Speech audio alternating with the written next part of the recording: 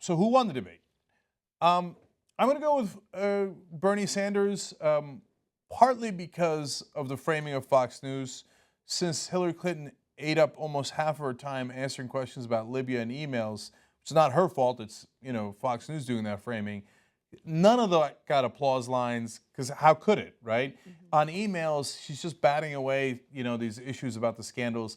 Fox News is so maddening because they ask about the nonsense stuff like, oh, the classified emails. But they were classified after she sent them. That's not fair, right? Whereas there actually is a legitimate part of the email problem, which is, hey, maybe we didn't see some of the emails where you talked about donations coming to the Clinton Fund, where you might have been doing favors for those same countries as Secretary of State. Why don't you ask that question? Part of the reason is Fox News loves corruption. So they actually don't want to really expose real corruption, because then if you expose the corruption in the Republican Party, there'd be no end to it. So that part's nonsense. And then on Libya, I actually agree with her, and I actually thought she gave a very good, thoughtful answer.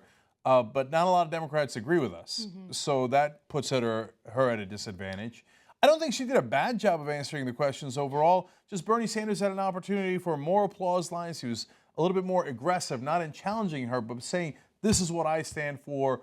And I think that there was a lot of people nodding and clapping in the audience. I think that his portion of the town hall came across as a candidate who's looking out for the people, right? He got to outline so many of his policies, whether it's healthcare, education, holding Wall Street accountable for their actions. He got so many applause lines because he was very clear about the fact that he's looking out for the middle class and the working class. I mean, it's the same thing that you see in other debates, but I feel like in this case, he was more concise, he was more aggressive with that message, he was more effective with that message. Yeah. Hillary spent the vast majority of time defending herself. And look, I don't blame her for being frustrated over the email question, because at this point, I mean, who wouldn't be, right? I don't think there was any wrongdoing when the emails were retroactively classified.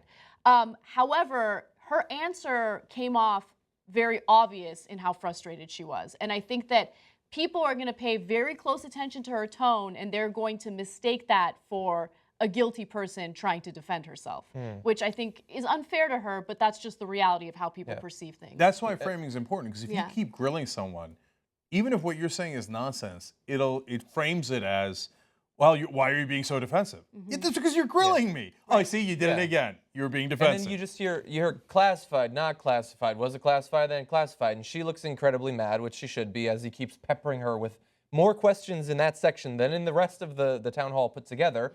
And it makes you think of what you're supposed to think of. That's what he designed it for. It's like a person testifying in front of Congress. And she's answering those questions over and over. And so I think that probably hurt her through no fault of her own, simply because of the format. That was what it was designed. It seems to some extent like the entire point of this town hall was to give him a chance to kneecap her right there. I don't think that he did kneecap her, but I think that he tried. I think that aside from that, once she started talking with the audience, I think that she livened up, and she delivered her talking points as well as she normally does, and people seemed to like them. I didn't find them to be persuasive, but people generally do. And I think that Bernie did a great job in the way that he normally does. So I would say that they performed similarly, but that probably counts as a win for Bernie because, again, I know it seems crazy because we've done 1,000 of these debates.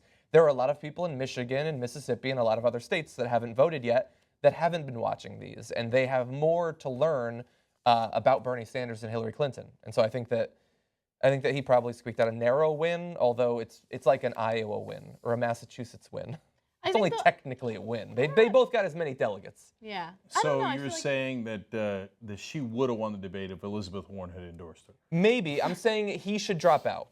Okay. Based on that debate, it was close, but he should drop out. Okay. I disagree with you. I think that this town hall, in a bubble, is an example of him making a big win. Or I just feel like he stood out a lot more than Hillary did as someone who has good ideas that are popular with the people, whereas she just came out as someone who is involved in so many bad things that she has to defend herself the entire time. But we should make note of one positive framing that Fox News gave Hillary Clinton. They asked Bernie Sanders, would you accept being her VP? And then when it was her turn, they asked, would you have Bernie Sanders as your VP? Not would you be his VP? So that frames it as, well, Hillary Clinton's obviously going to win. So I think that's really what Fox News is thinking. We've got to ask Hillary the tougher questions because she's the one who's going to win this That's right. primary election. They're right? Martin O'Malleying Bernie Sanders. Yes. So, honestly, why are you still in the race? Come on, buddy. Pack it in. Pack it in. Right. That's what they're doing. But when she comes on, they're like, let's hit her. Let's Yeah. hit her hard. Yeah. Would you like to hire Bernie Sanders, or is he unqualified to serve underneath you?